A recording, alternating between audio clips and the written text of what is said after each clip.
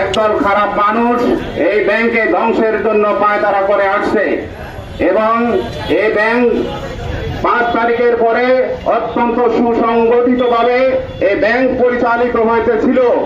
এই পরিচালনাকে ধ্বংস করার জন্য একটি মহল এস আলম গ্রুপের প্রতিষ্ঠিত গ্রুপের সপক্ষের কিছু লোক এরা আবার এই ব্যাংকটাকে ধ্বংস করার জন্য উঠে পড়ে লেগেছে। এই ব্যাংকের বর্তমান এমডি ডক্টর জুবায়ের রহমান এই ব্যাংকে যেভাবে ধ্বংস হয়, এই ব্যাংকটা যেভাবে পদদলিত হয় সেই জন্য উঠে পড়ে লেগেছে।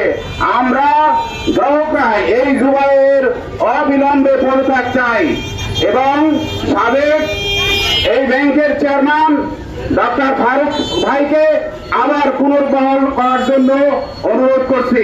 আপনারা জানেন বাংলাদেশের অর্থনৈতিক অঙ্গনে ইসলামী ব্যাংক বাংলাদেশ একটি অভূতপূর্ব উন্নয়ন সাধন করেছে।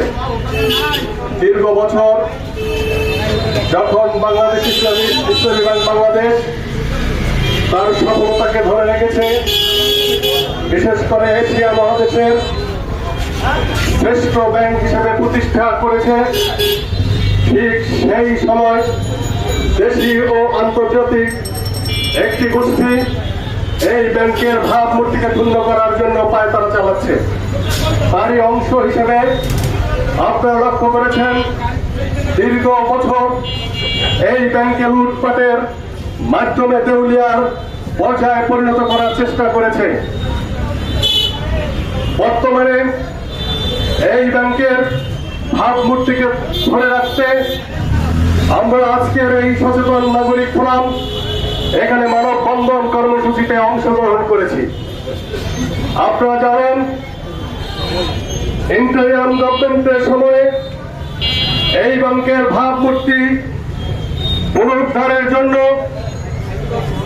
ওমর ফারুক খান ব্যাংকের ব্যবস্থাপনা পরিচালক হিসেবে নিয়োজিত ছিলেন, কিন্তু কোন কূটকৌশলের ফলে তাকে দীর্ঘ ছুটিতে পাঠিয়ে আজকের এই ব্যাংকে আবার পুনরায় লুটপাটের স্বর্গরাজ্যে পরিণত করার পায়তারা চলছে।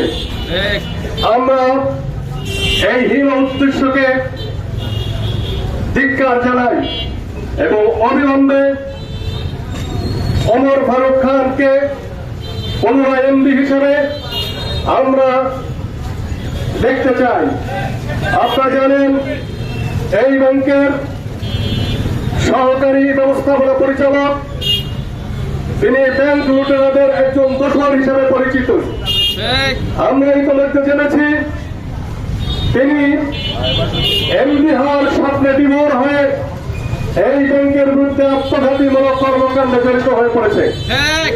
আমরা অনতিবিলম্বে সেই কামাল উদ্দিন জসিমের পদত্যাগ চাচ্ছি। বাত, ব্যথা, প্যারালাইসিস কিংবা আর্থ্রাইটিস, আধুনিক প্রযুক্তি অভিজ্ঞ বিশেষজ্ঞদের সমন্বিত চিকিৎসার নির্ভরযোগ্য নাম টিপিআরসি। জি, আপনারা জানেন যে ইসলামী ব্যাংক একটি লক্ষ মানুষের গ্রাহক রয়েছে এখানে। সেই ব্যাংকে তারা যেভাবে ধ্বংস করেছিল সেই ধ্বংসের পদে পাশাপাশি করে এটা মোটামুটিভাবে শপথ ফিরে এসেছিল, কিন্তু আবার দেখতে পাচ্ছি এস আলম বিভিন্নভাবে চক্রান্ত করে এখানে যারা অজ্ঞ ব্যাংক সম্পর্কে কিছুই জানে না তেমন লোক দিয়ে ব্যাংক পরিচালনা করতে চায়। যেমন জসিমউদ্দিন খানকে তারা এমডি করেছে। আমরা চাচ্ছি জসিমউদ্দিন খানকে পদত্যাগ এবং ডক্টর জুবাইদুর রহমান খানের পদত্যাগ এবং সেখানে ফারুক খানকে শপথে পূর্ণবহালের জন্য। এখানে যদি আমাদের দাবি আদায় না হয় আমরা এই শুধু মানববন্ধন নয় এবং বিক্ষোভ কর্মসূচি ঘোষণা করব। আমাদের আন্দোলনের মাত্রা ধীরে ধীরে বাড়বে, তবে আমরা যে দাবি নিয়ে আসছি আমাদের দাবি বাস্তবায়ন করতেই হবে।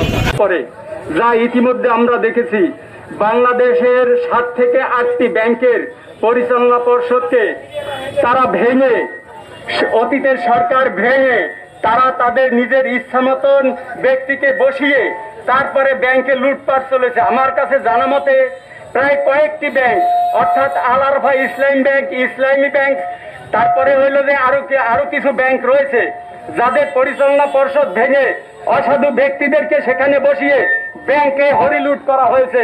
আপনারা হয়তো বা জানেন, শুধু শুনছি আমরা এস আলম নাম সম্পর্কে, আপনারা এর বিস্তারিত তেমন কিছুই জানি না। এস আলম ছিলেন একজন টিনের ব্যবসায়ী, লোহার ব্যবসায়ী। সেখান থেকে তাকে সরকারের নিজের মত পরিচালনার জন্য তাকে সেখান থেকে ব্যাংকের ভিতরে নিয়ে এসে ব্যাংকের উপরে তাকে নজরদারি করার জন্য তাকে দেওয়া হয়েছে। লাখ লাখ হাজার হাজার কোটি টাকা বিদেশে পাচার করে নিজের অট্টালিকা করেছে। তিনি সিঙ্গাপুরের নাগরিকত্ব নিয়েছেন, বাংলাদেশের নাগরিকত্ব তিনি বাতিল করেছেন। এখানেই শেষ নয়, বিশেষজ্ঞরা হিসাব করেছে, আপনারা হয়তো বা জানেন 1000 টাকার একটি নোটের ওজন হলো কিন্তু 1 গ্রাম। একজন মানুষ যদি 3 বেলা খাবার খায়, তো সে যদি শুধু টাকার নোটই গ্রহণ করে অর্থাৎ খায়, তাহলে কিন্তু 750 গ্রাম একজন মানুষ দৈনিক খাবার খায়।